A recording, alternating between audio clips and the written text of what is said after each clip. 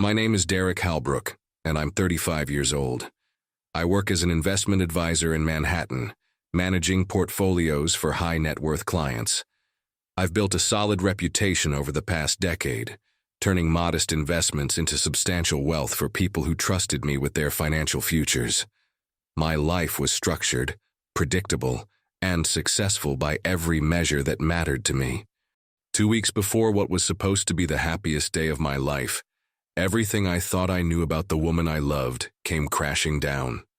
Annalise Granger was everything I thought I wanted in a partner. At 32, she had this effortless elegance that turned heads when we walked into restaurants in Soho or attended charity galas in the Upper East Side. She worked as a marketing consultant for boutique firms, spoke fluent French, and had this way of making everyone around her feel important. My mother adored her. My business partners' wives constantly praised how lucky I was to have found someone so refined and genuine. If you enjoy stories of cold-blooded revenge and gripping plot twists, like this video and subscribe to the channel now. There are brand new, unreleased stories here every day, each one more intense than the last. We'd been together for 3 years, engaged for 8 months. The wedding was planned for a Saturday afternoon at the Plaza Hotel, with 200 guests expected. I'd already transferred $50,000 for the final payments. The honeymoon suite in Maui was booked. Everything was perfect, or so I believed. That Tuesday morning in early March, I was reviewing quarterly reports in my office when my assistant buzzed me. "There's a Graham Delaney here to see you," she said. "He says it's urgent and personal." I knew the name. Graham was Annalise's ex-boyfriend from college, someone she'd dated for 2 years before we met. She'd mentioned him occasionally, always in passing, always with the dismissive tone people use when discussing ancient history that no longer matters. Graham walked into my office looking like he hadn't slept in days. He was roughly my age, maybe a year younger, wearing a rumpled button-down shirt and carrying the kind of nervous energy that immediately put me on edge. His hands shook slightly as he sat down across from my desk. "I need to tell you something about Annalise," he said without any preamble. "Something you deserve to know before Saturday." I leaned back in my chair, already irritated. "If this is some attempt to cause drama before my wedding, you can save your breath and leave." "She's been sleeping with me," he said quietly. "Last weekend, 3 weeks ago. It's been going on since January." The words hit me like a physical blow, but I kept my expression neutral. Years of negotiating deals and managing client crises had taught me never to show my cards immediately. "That's a serious accusation, Graham. And frankly, it sounds like something a bitter ex would make up." He reached into his jacket pocket and pulled out his phone.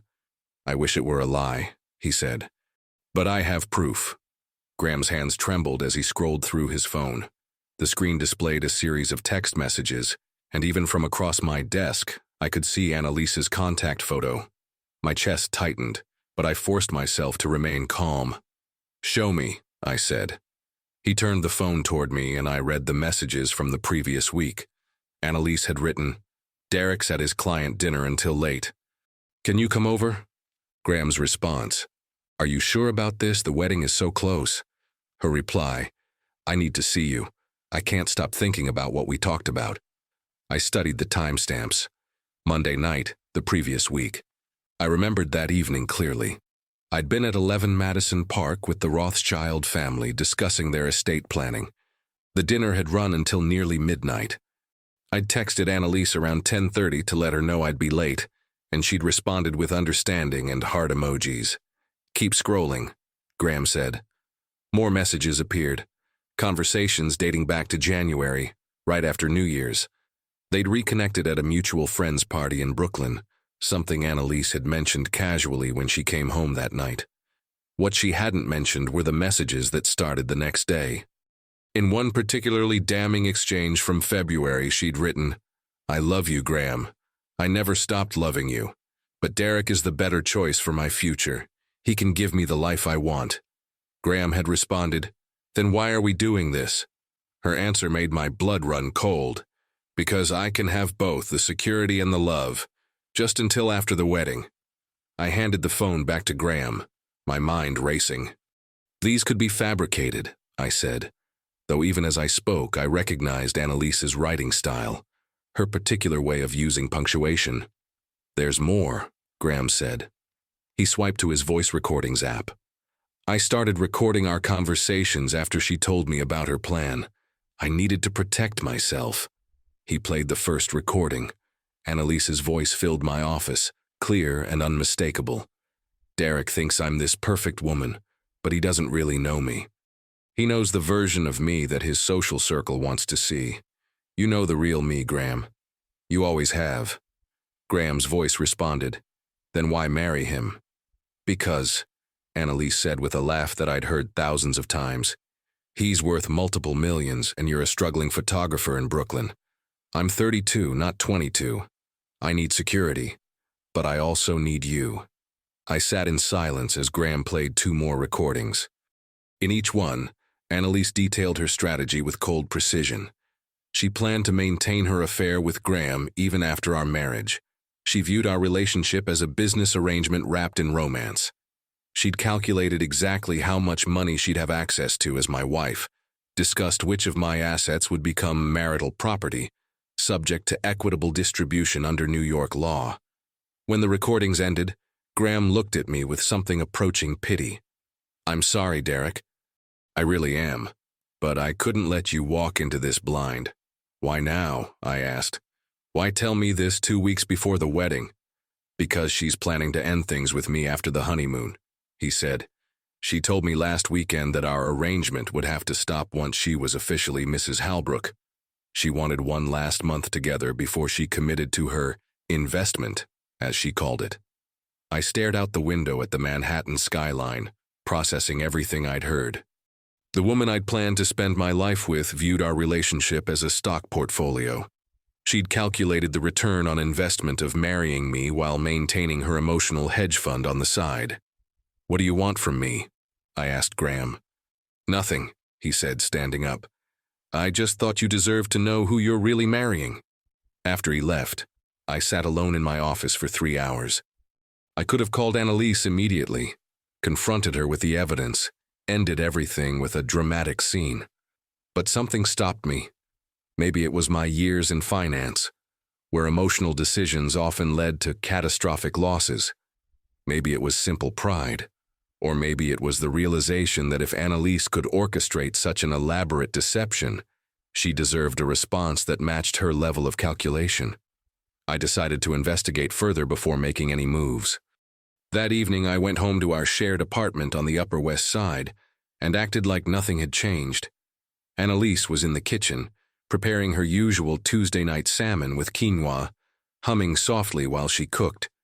She looked up when I walked in, gave me that radiant smile that had captivated me 3 years earlier, and asked about my day. "Busy," I said, kissing her cheek. "Client meetings ran long." "Poor baby," she said, running her fingers through my hair. "Only 10 more days and then we'll be in Maui.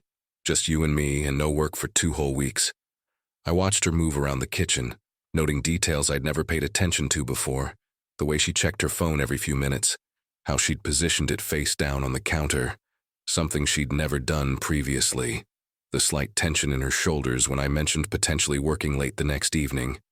Over the next week and a half, I conducted my investigation with the same methodical approach I used for due diligence on major investments.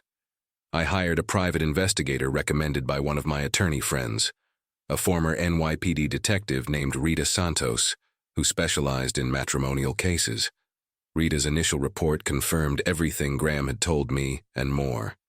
She documented Annalise entering Graham's apartment building in Chelsea on multiple occasions over the past weeks, staying for several hours each time. The most recent visit was just days before Graham came to see me. But Rita's investigation revealed something even more disturbing.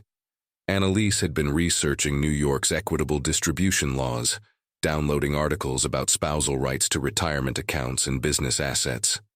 She'd even consulted with a divorce attorney in January, just 2 weeks after Graham had re-entered her life.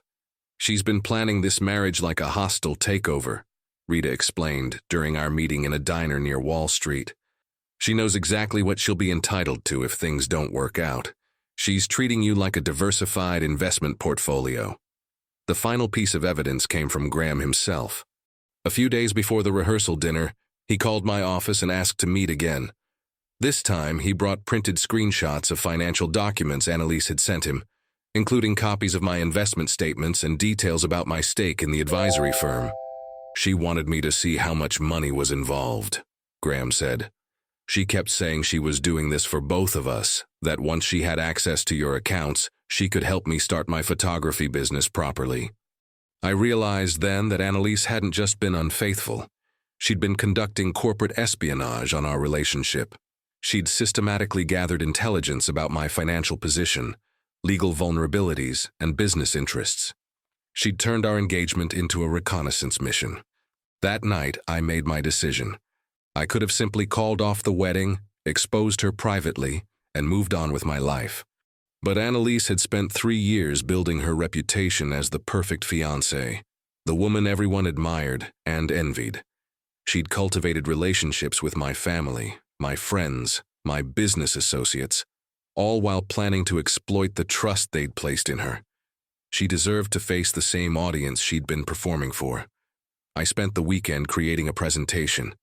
Using my skills in financial analysis and client presentations, I compiled all the evidence into a comprehensive file.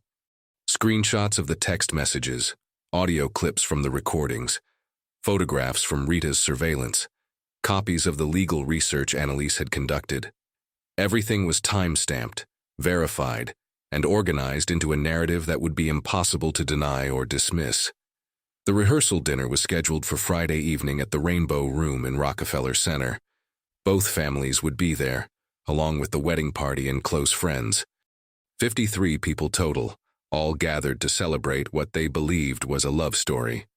I arranged for the venue's audio-visual team to set up a large screen for what I told them would be a surprise slideshow of our relationship. The presentation was loaded onto my laptop, ready to be displayed at the moment I chose. On Friday morning, Annalise woke up excited about the evening ahead.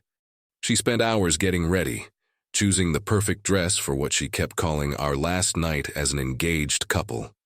"I can't believe tomorrow is finally the day," she said, adjusting her earrings in the bedroom mirror. "It's going to be unforgettable," I replied. She had no idea how right I was. The Rainbow Room was spectacular that Friday evening. The Manhattan skyline glittered through the floor-to-ceiling windows, and our families mingled over cocktails and hors d'oeuvres. Annalise moved through the crowd like she was born for this moment, accepting compliments on her dress, laughing at her father's jokes, and charming my business partners with her perfect hostess routine. My mother pulled me aside near the bar. "You're so lucky, Derek," she said, watching Annalise pose for photos with the bridesmaids. "She's absolutely radiant. I've never seen you this happy." "Tonight's going to be very memorable," I told her. At 8 o'clock, the restaurant manager dimmed the lights and asked everyone to take their seats for dinner and toasts. I'd arranged to speak first, before the traditional round of embarrassing stories from groomsmen and tearful speeches from parents. I stood up, champagne glass in hand, and looked around the room at all the faces I'd known for years. Annalise beamed at me from her seat, her engagement ring catching the light as she raised her own glass. "Thank you all for being here tonight," I began. "Annalise and I are incredibly grateful to have your love and support as we start this new chapter of our lives together." Murmurs of approval rippled through the room. Annalise blew me a kiss. "I've learned a lot about love over the past 3 years," I continued. "I've learned about trust, commitment, and the importance of really knowing the person you're planning to spend your life with." I paused, meeting Annalise's eyes across the room. Her smile faltered slightly, sensing something in my tone. "I've also learned that sometimes the people closest to us aren't quite who we think they are. Sometimes the person wearing the white dress has been living a completely different life than the one we thought we were sharing." The room grew quiet. A few people exchanged confused glances. "So tonight, instead of just talking about love, I want to show you what I've discovered about honesty." I nodded to the audiovisual technician, and the large screen behind me flickered to life. The first slide showed Annalise's text message to Graham. "Derek's at his client dinner until late. Can you come over?" The timestamp was clearly visible, along with her contact information. Gasps echoed through the room. Annalise's face went white. These messages were sent last week while I was having dinner with the Rothschild family, discussing their estate planning, I said calmly. The next slide showed her message about loving Graham but choosing me for financial security. Then came the recording, her voice crystal clear through the restaurant's sound system. Derek thinks I'm this perfect woman, but he doesn't really know me. He knows the version of me that his social circle wants to see. Annalise stood up abruptly, knocking over her champagne glass. Derek, stop this. This isn't real. Someone's manipulating. Sit down, I said quietly, and something in my voice made her comply. The presentation continued for 12 minutes.